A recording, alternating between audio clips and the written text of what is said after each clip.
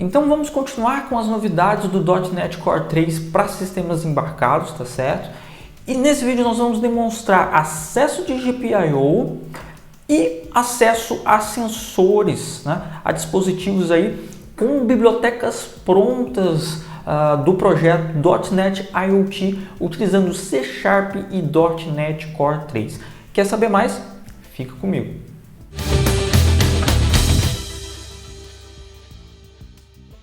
Opa pessoal, Matheus Castelo aqui e hoje nós vamos dar continuidade aí à parte 2 das novidades do .NET Core 3 para sistemas embarcados. No último vídeo nós vimos que agora dá para fazer deploy de aplicações do .NET Core em sistemas embarcados com processadores ARM V8 64 bits, né? Então, se você não viu ainda o vídeo sobre essa primeira novidade, essa parte 1 das novidades, vou deixar o link na descrição e aqui no card também. Nesse vídeo nós vamos para a parte 2, que é a parte onde vamos demonstrar a utilização das bibliotecas do projeto .NET IoT, né? Eu tive a oportunidade aqui de contribuir no projeto, né? Sendo um projeto open source, eu pude fazer algumas contribuições, testar algumas coisas de suporte para o meu hardware aqui, né? Ajudar a comunidade também aqui com alguns bug fixes, tá? Então esse projeto do .NET IoT fica dentro do repositório do GitHub da .NET Foundation, tá certo? É um projeto oficial da Microsoft, tá? E ele implementa o System Device GPIO, que são interfaces, são APIs para você ter acesso via C#, via programação C# e com um .NET Core, tá? De acesso a GPIO, PWM, I2C e SPI. Então a gente tem essas interfaces, né? Essas abstrações para acesso dessas interfaces de hardware. A outra biblioteca que esse projeto implementa, né, que a comunidade foi além, é a biblioteca do IoT Device Bindings. O que é isso aqui? O IoT.device.bindings utiliza as interfaces do System Device GPIO, certo? Para entregar classes e implementações, abstrações, vamos dizer assim, drivers, né? Já prontos para alguns dispositivos e sensores. Por exemplo, hoje aqui a gente vai demonstrar a utilização desses Device Bindings com um DHT11, né? Que ele já tem um driver pronto para você utilizar, para você dar um new nele e utilizar no seu código. Bom, e que hardware que a gente vai utilizar para as demonstrações de hoje? No vídeo anterior eu já mostrei uma novidade, né? Que foi aí o Colibri IMX8 QXP da Toradex, tá certo? E hoje aqui eu tô com uma novidade mais potente ainda, né? Que é aí o lançamento da Toradex também, o Apalis IMX8 Quad Max, né? Esse carinha aqui, pessoal, esse processador aqui, ele tem 6 cores, 2 Cortex A75 e 4 Cortex A53, né? Todos eles ARM V8 64 bits. O que mais esse módulo tem? Wi-Fi Bluetooth, 4 GB de memória RAM. Eu falei 4 GB de memória RAM, muito exagerado esse cara. Hexa-core, 4 GB de memória RAM e 16 GB de memória de armazenamento, né? Esse carinha aqui é um monstro, né? Eu tive a oportunidade de ter ele aqui para testar e então vamos utilizar ele aqui nos nossos testes. Aqui, olha, ele vem aqui nesse formato SODIN, eu encaixo aqui na Xora, que é Herboard, e tá pronto. Vamos ligar ele aqui, vamos codificar em C# .NET Core 3 para o nosso Apalis IMX8 Quad Max. Bom, beleza, então vamos colocar a mão na massa, vamos começar a codificar aqui nossa demonstração. A primeira demonstração vai ser da utilização do System Device GPIO, né? Nós vamos fazer aqui o Hello World, né, dos sistemas embarcados, que é fazer um LED piscar, utilizando C# e o projeto .NET IoT.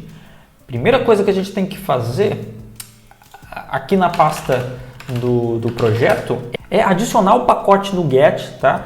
Do .NET IoT do System Device GPIO. Então a gente vai fazer aqui o .NET Add Package System Device GPIO. E eu quero a versão 1, que foi a versão aí que foi lançada com o .NET Core 3. Tá?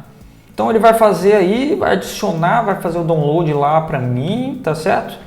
Aí eu dou um .NET Restore na pasta do meu projeto, tá? Fez o restore e beleza. Agora eu já consigo utilizar aqui, ó, já posso referenciar aqui o System Device GPIO, que é esse pacote aqui, essa biblioteca que vai ter as interfaces para eu controlar GPIOs, tá?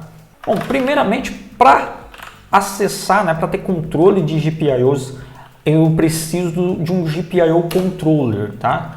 Então eu vou colocar aqui um controller, né? Vou instanciar um new GPIO controller.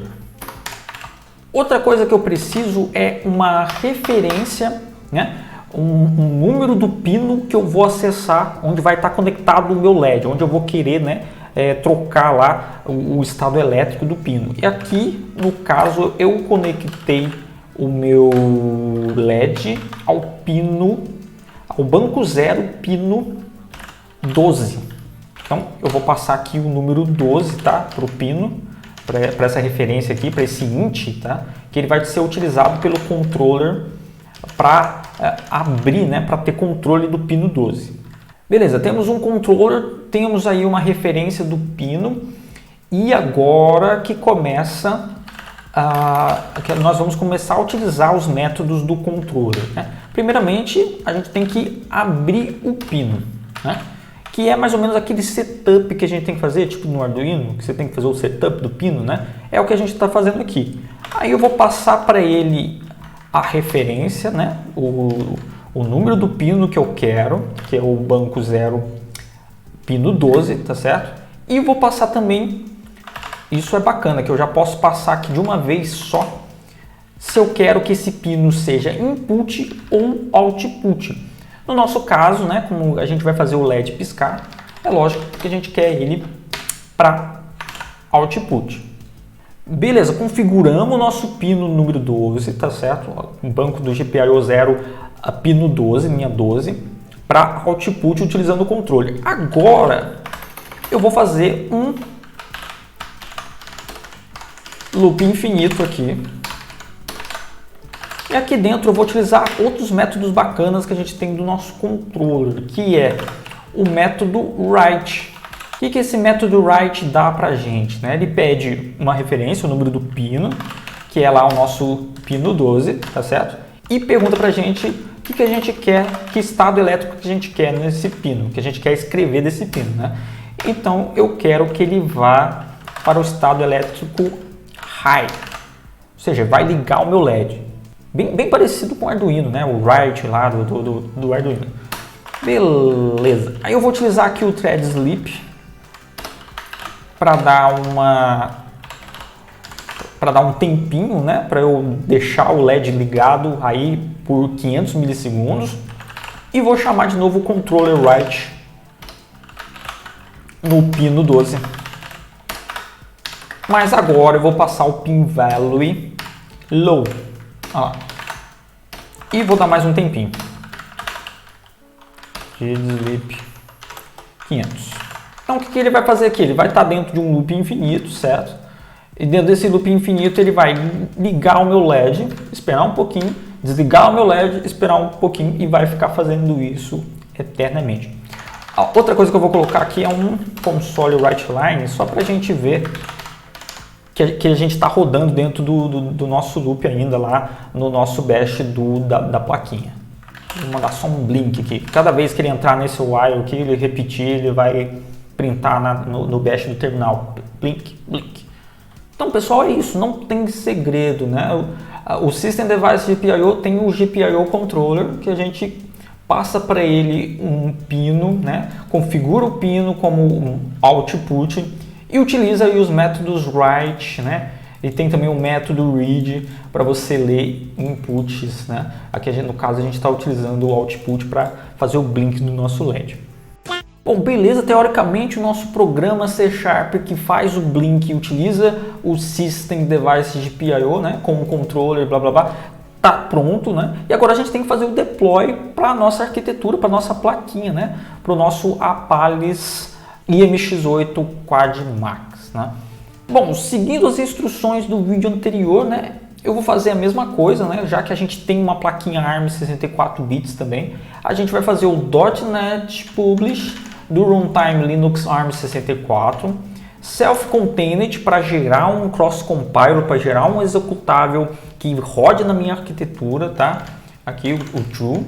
E mais uma coisinha que eu não mostrei no vídeo anterior porque eu não sabia ainda. Isso aqui é novidade para mim. No .NET Core 3 você consegue fazer o Self-Contained True, que gera tudo, as dependências, né? Gera aquela pastinha publish com todas as dependências para você, todos os DLLs e todos os shared objects. Mas você pode fazer mais, você pode passar esse argumento aqui, /p, publish single file igual a true, que ele vai gerar aquela pastinha publish, só que ele vai linkar todos os DLLs, né, e todos os shared objects dentro do executável. Vai ser um arquivo só executável agora que a gente vai ter que fazer o deploy para nossa plaquinha. Não vai precisar fazer deploy de toda a pasta publish, só do executável. Vamos ver isso aqui? Olha, ele gerou aqui, ó. Se eu listar lá a pasta publish, olha lá, só tem 2 arquivos com o arquivo executável que a gente precisa. Esse cara aí que a gente vai copiar para a plaquinha. Então, olha só, eu vou dar um SCP do bin, blá blá blá, demo2 para o meu usuário do meu IP da placa. Vai copiar, pronto, copiou. E agora eu posso acessar o SSH da placa. Aqui eu já estou dentro da placa lá, ele já está com o meu executável que eu copiei, que eu gerei no meu computador, que eu gerei aqui no meu computador de desenvolvimento, para dentro da nossa placa, o nosso target, o Apalis IMX8 Quad Max. E aí, em teoria, é só eu rodar ele aqui, né? Mas não. Primeiramente, né? A gente está acessando o hardware, né? Então a gente precisa de privilégio, né? De super usuário. Então, para executar aqui essa demonstração, nós temos que ser root. Olha lá. Pronto, ó. E aí você pode ver aí que o nosso LED está piscando, né? Olha lá, o nosso LED está piscando. O SSH que a gente acessou lá da placa lá, está trocando o estado elétrico do nosso pino 12, né? E está passando lá no loop. Olha lá o loop. E toda vez que ele passa no loop, ele escreve blink. Ele escreve blink na tela, né? Então está funcionando direitinho a nossa primeira demonstração, o uso aqui do System Device GPIO para controle de GPIO. Então beleza, vamos para a próxima demonstração, né, que agora é o uso dos device bindings, né, do IoT.device.bindings, essa biblioteca aí que tem implementações, né, abstrações, drivers de dispositivos, né, já prontos para você utilizar no seu código C#, que faz parte aí também do projeto .NET IoT.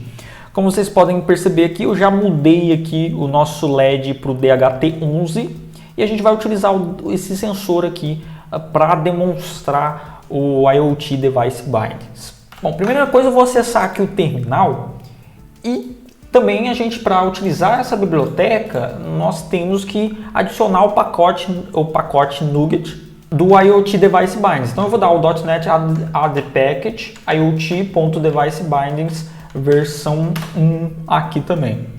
Ele vai executar, vou dar o .NET Restore aqui de novo. Beleza.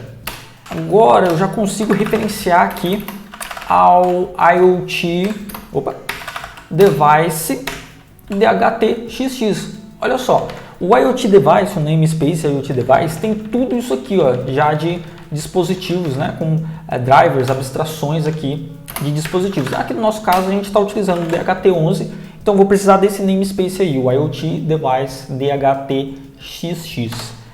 E aqui no corpo do main eu vou utilizar aqui o DHT11. Eu vou criar uma nova instância do DHT11. No construtor do DHT11 ele pede um pino, que é o pino de dados dele.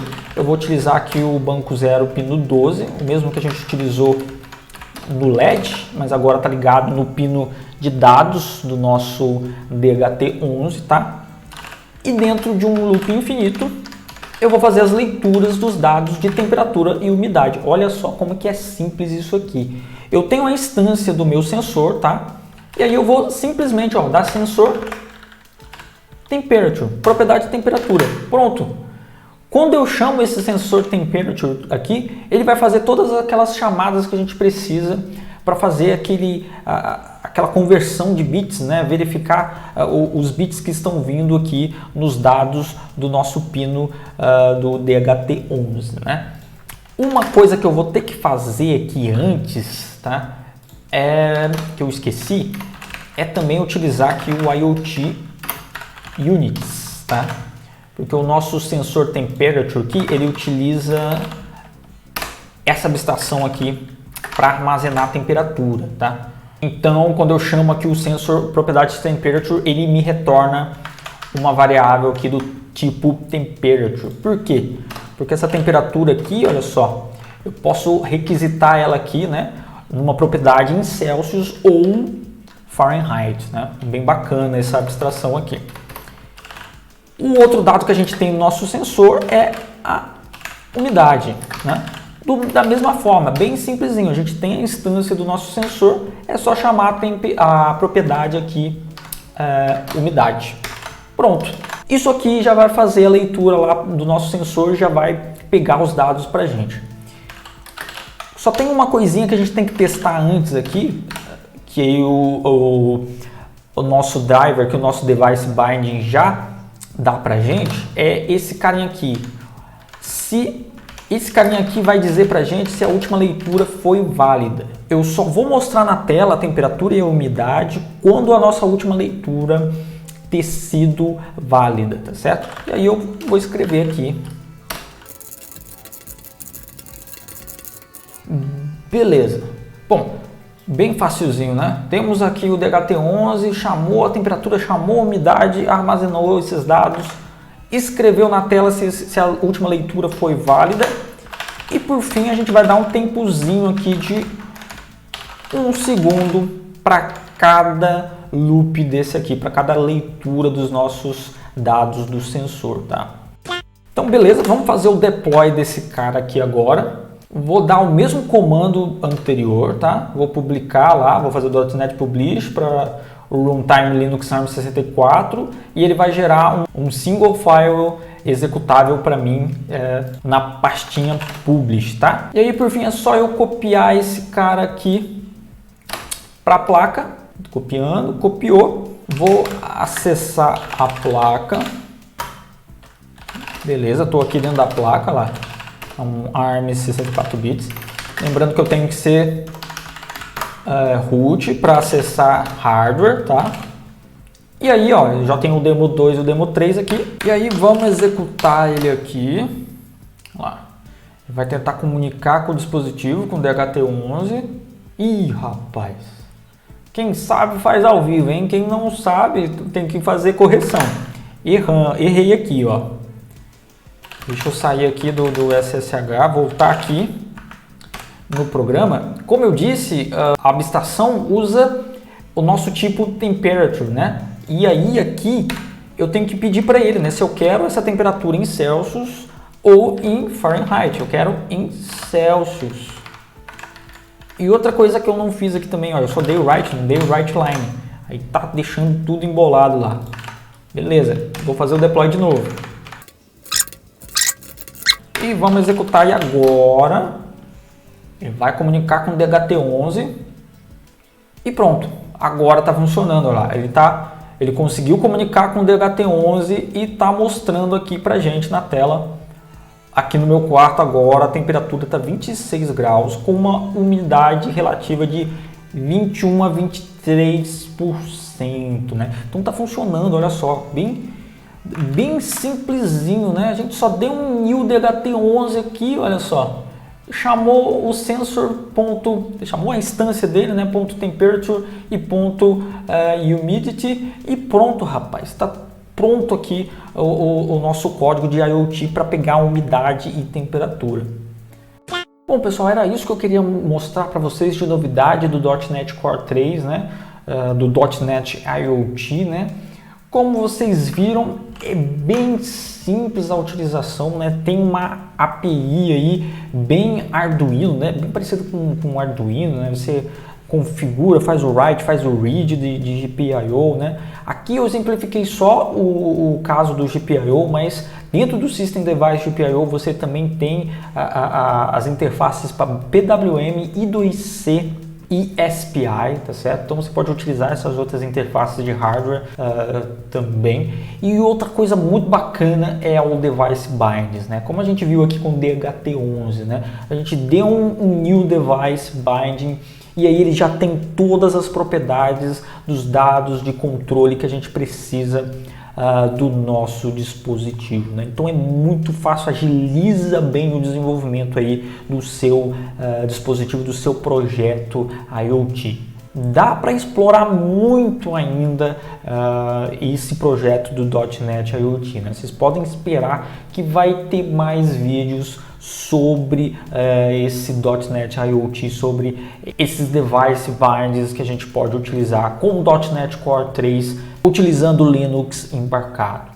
Bom, pessoal, é isso. Eu espero que vocês tenham gostado desse vídeo. Se você gostou, deixa seu like aqui embaixo, tá? Deixa o seu comentário também no que você gostou, tá bom? Se você não gostou, deixa o dislike, deixa aí também um comentário por que você não gostou. Se você não entendeu alguma coisa, deixa também um comentário aí. Outra coisa, e o conteúdo desse vídeo também vai estar num artigo, vou colocar o link na descrição do artigo também, tá certo? Com o passo a passo. Se você ainda não é inscrito, gostou desse material, está gostando desse material sobre .NET Core, Linux embarcado, .NET IoT, se inscreve no canal que vai ter mais vídeos sobre isso também, tá certo? E também não esquece de clicar no sininho para você receber a notificação dos próximos vídeos, tá bom? É isso aí, muito obrigado por ter ficado comigo até aqui e até a próxima.